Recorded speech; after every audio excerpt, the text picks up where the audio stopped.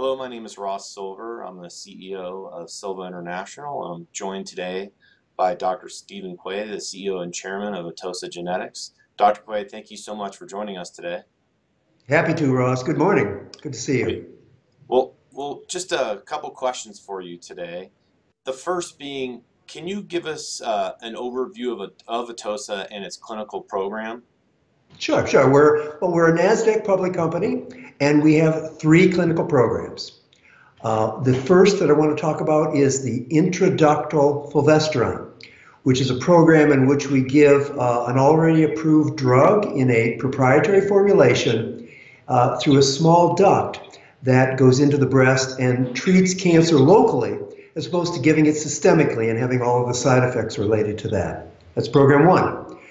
Program two is an oral formulation of endoxifen, which is a derivative of the most commonly used breast cancer drug. So 1 million women a year need a drug like this. And it's given from the time of the surgery for about 5 years afterwards and to prevent metastasis or the breast cancer from going around the body.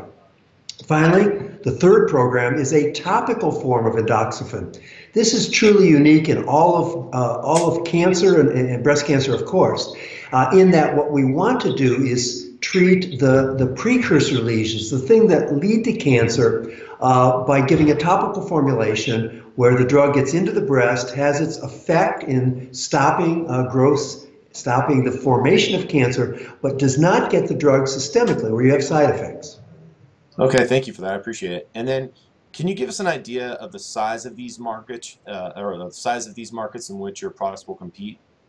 Sure. So this last spring, as we launched into our clinical programs, we actually performed a third-party analysis of these. We hired a very well-known international company that looks at market size and interviews doctors and healthcare providers and that sort of thing. So each of the programs is very substantial. For example, the intraductal fulvestrant program is estimated to be a market size of a peak of about $800 million.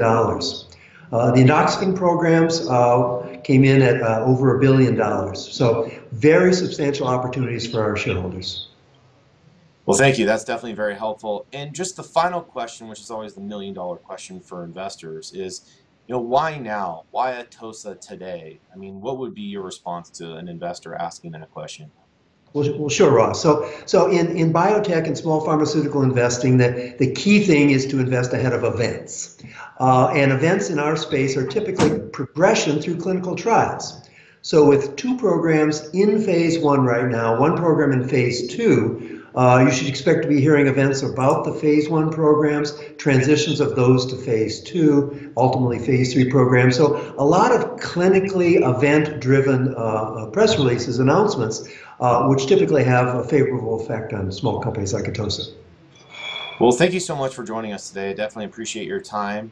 And for investors interested in Atossa, I encourage you to visit our website, which is www.silvacap.com. You can also visit Atossa's website. And again, Dr. Quay, thank you so much for your time today. This is obviously a really compelling and disruptive company, no question.